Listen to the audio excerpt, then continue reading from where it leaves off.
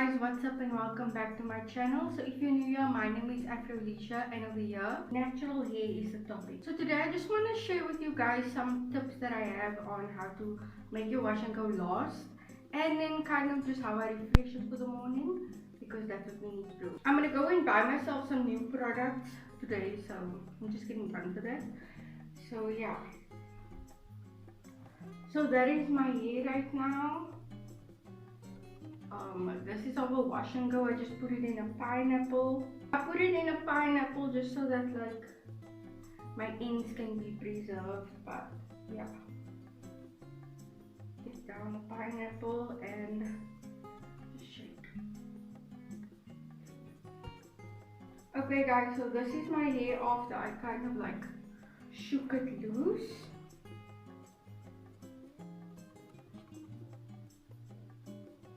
So the products I use for this wash and go is the Dark and Ugly hair treat and then the 48-hour gel.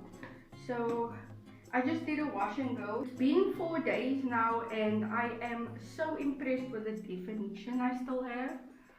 And my hair feels quite soft even though I used quite a bit of gel. I did a new technique for my wash and go, so the fact that it's day 4 and my hair is so frizz free and so defined, my hair is still super soft. So let me just give you some tips on how to keep your hair like this. You saw the products I use. You want to use good products. Very easy to get day 1 hair, but can you get day 7 hair? Can you? Really use a proper leave-in when you want to do a wash and go, because you want the moisture to last. You want to do a proper technique of putting your products on your hair. So I would say use the LCO or LOC method, because that really allows proper product layering and for your products to actually stay on your hair for prolonged moisture. And that is what I did. I used the LCO method, those products plus the oil, and yeah, these are my curls on day 4. Another tip is when we put our product on our hair, I see some people starting like from here. I go straight up to my roots, and that's why my hair can separate so easy, you see. If you are focusing a lot on your roots, making sure you do see most of the roots, but there isn't that flexibility and movability that you have. I go kind of like straight up to my roots, not like on my scalp, but literally till about here I'm applying product, and that really allows for long-lasting definition from the roots up until the ends, and it just keeps my hair able to move. It keeps my hair able to move freely without it getting a lot of frizz. Each curl can move on its own because it is defined out on its own. Next, it's okay to use a lot of product when you are doing a wash and go. Like a lot of the times when I'm doing my wash and go, I feel like I put on too much. It's no such thing as too much. Like I felt like I put on too much, and right now I can't even feel the gel cast right now. Products will also like kind of evaporate throughout the day. It's also not just evaporate, it will actually soak into your hair. So you won't be sitting with such heavy hair like you are on day 1. So definitely it's okay to be heavy-handed, especially with gel. That's what's going to keep your curls in check the longest. Okay, so next I want to get into what technique are you using when you're actually doing a wash and go. So I have 4 techniques that I normally use for a wash and go. Either with a dead brush, it is finger coils, raking the product in, and then shingling. So I always thought raking and shingling hair was the exact same thing. So I always thought I was shingling my hair, up until I actually did shingle my hair. This is what I did now for this wash and go. Normally I would rake my product through my hair, and that kind of worked fine, but I decided to do like shingling. It takes a lot more time, but I actually did it properly. A lot of people's not doing it properly, and yeah, this is the type of definition I have. Shingling is also a reason why it is so like there's no tangles at my root at all curls can like move on its own. When I do raking, I can't really do that. Like every section that I rake together is kind of very chunked together at the root. My ends might be a bit loose, but when you shingle, all your curls are kind of on its own. As you can see, like there's nothing really bunching up, or especially at my roots I can kind of make a path anywhere, and that is because Shingling. So I will be coming up with a video later on in this week about the way I shingled my hair to get this and the difference between raking and shingling, because yo guys, shingling really kept my hair super duper long. The next one is how are you drying your hair. There is also 3 different ways to dry your hair. Air dry, diffuser, or sitting under, what's that, the hooded dryer. I'm gonna speak to you from best to worst. So first is the best is a hooded dryer. The reason why air drying is the best, a lot of people think air drying, like there's nothing wrong with air drying.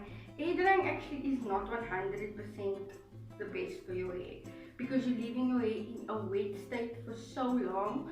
Like your hair swells up when water comes in, so you're leaving your hair in that swelled state for so long, and it does cause like some damage. You don't want to have your hair wet for too long, especially if you're like washing your hair and you tie it up into a bun and it dries in like 2 days. That is so damaging for your hair. So really, a hooded dryer, why I say it's best, it is a little bit of heat. If you can actually use it on a cold setting, but a little bit of heat is even good. It will allow the product to set in your hair, and just if you have low porosity or medium porosity, you know, it's just gonna get into your hair better. And then why it's a hooded dryer is because it's not blowing everywhere, it's literally just blowing down, and it will kind of keep the style that you put in your hair. It will just kind of set it that way. Next, I'll go into air drying. I told you the reason why it's not the best is because you're leaving your hair so long wet, but there's not a lot of manipulation. Especially if you air dry like in the house, it might take a bit longer, but definition is really going to be so much better. And then the fusing is the last one. This one can cause the most frizz, but it is kind of the quickest, I would say. But tips on diffusing: if you're diffusing, diffuse down. You can literally just put the diffuser on your hair, dry it first in a, like when your hair is in the style that you wanted, that you just did it when it's freshly wet. Put the diffuser like this, just dry it, don't really move. Even if you just move like across your hair like that, but try and keep it, the air going down. That's gonna keep the curls elongated and kind of keep the motion that you were working with there in your curls. If you do diffuse up, it's gonna add shrinkage and add some frizz. What I would say is after your hair is about 90% dry, it doesn't have to be super dry. After you drying the outside of it and making sure that it's nice and set, then you can go in under after most of your hair is set, and that should equal to less frizz. So yeah, first hooded dryer is the best, then air drying, and you know, diffuser. They're all great though. I air dried my hair, but the thing is I need my hair to go out, so I was outside while it was air drying. So if I wasn't, it would have definitely been a little more definition, but I'm not mad even about what the weather did to my hair. It's fine. Added a bit of volume, and yeah. So the next step is, I'm going against it right now, but it's fine. I'm like day 4. Is leave your hair alone. Don't be in your hair so much. Like if you pull curls straight and you're playing with it or whatever, you're really getting it out of that way that gel was keeping it, and you're spoiling the cast, and you're just causing frizz. So leave your hair alone as soon as it's done. Like you're done, you're finished, leave it alone. I'm not doing that now, but it's fine. I have day 4 hair. I kind of almost made it, so I can touch my hair. But if you on day 1 or day 2 try and keep your hands out of your hair, that's gonna keep it so long. The thing we're fighting here is frizz, if you haven't noticed, because frizz is what makes you want to redo your hair. And then another tip I would give you is, do not pick your hair on the first day, or do not pick your hair as long as you can. I did not pick my hair at all. This is like all grown out on its own. Your hair is gonna get bigger throughout the days. The products are just gonna soak more into your hair. It's gonna be less sitting on your hair, and your hair is gonna fluff out a bit more on its own. You don't need to fight it. The pick is gonna cause a lot of frizz unless you're like really into it. Then you can do it and you don't mind the frizz, then you can pick your hair. But if you want it to last, I wouldn't suggest it. When you come actually to day 4, day 5, day 6, like 2 days before you know you're gonna wash your hair, or like when I know I'm gonna wash my hair, that is when I go in and pick my hair, because I just don't care. I know what's gonna come. But if you're someone that really wants to try and stretch your wash and goes, try not to pick it. Like, I love my hair when I pick it, but I love my hair more when I just leave it and it grows on its own. The definition is always gonna be better. Always. Like, I can pick my hair to this size, but it's gonna look so different. So my next step is for how to keep your hair soft and how to keep your hair looking nice and hydrated, because one of the things is, other than frizz, is looking dry or just dryness in general. A rule of thumb that I use is I put oil on my hair before and after I use a bonnet. So that is in the morning, and in the evening I'm adding oil, and you can say it's too much. A lot of people have said that you shouldn't use oils every day, depends on the hairstyle for me. So I'm using just a little bit of Jamaican black castor oil, because you saw I took off my bonnet. In the mornings I will literally just put some on my ends. That is all that. I'm just doing this to keep my hair nice and soft. Like, I'm not doing this to see any difference immediately, because I'm probably not gonna, unless I drench my hair in oil, which is not what we want. We still want the movability and everything, but we want our hair to stay nice and soft, and oils have really helped me with that. But in the evening I go in my scalp also, just so that I can marinate for the night. I don't add too much, like I'm not doing an oil treatment every night. I'm just adding some oils and some oils onto my ends specifically, just to, it really keeps the softness in my hair. Like, if I don't do that tomorrow, my hair is gonna feel like a bit like, almost like crusty. And the oils in the morning and in the evening, it really helps that feeling. So yeah. Then another thing, like you can see, let me see if I find one. I actually don't find it, like all perfect. But okay, let me just damage this curl real quick. If you see something like that, you can still look defined. If you have curls in your hair that isn't doing the most, then I'll just go in with the same styler I did my hair with.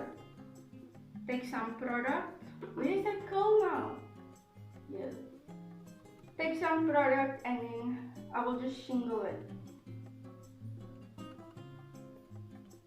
just to get it back in place. Like that. And yeah, if I have a few frizzy pieces, that is what I will do to kind of oil them, just to get them.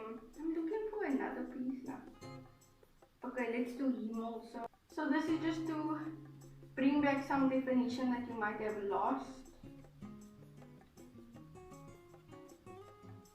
So yeah, if you have more frizz than me, you can definitely go in a bit more, especially other times when I'm raking a lot, then I get much more frizz. That's the one thing I actually didn't mention, is raking compared to shingling, you get, the frizz is totally different. Like if my hair was raked in, if the product was raked in, I would not have lasted so long, or I could have lasted so long, but my hair wouldn't look so defined. Like, my hair looks nice, guys.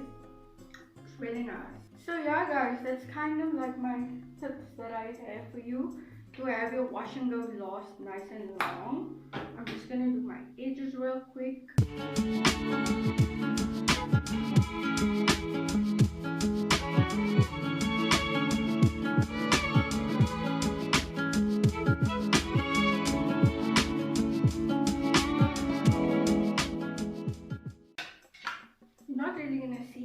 Today I just wanted to be neat because the wind is blowing outside. It's actually cold, so if you saw through the whole video, I'm kind of like pulling my hair out, and the side also. I'm not picking that, it's just to fill up any parts that are a bit sparse.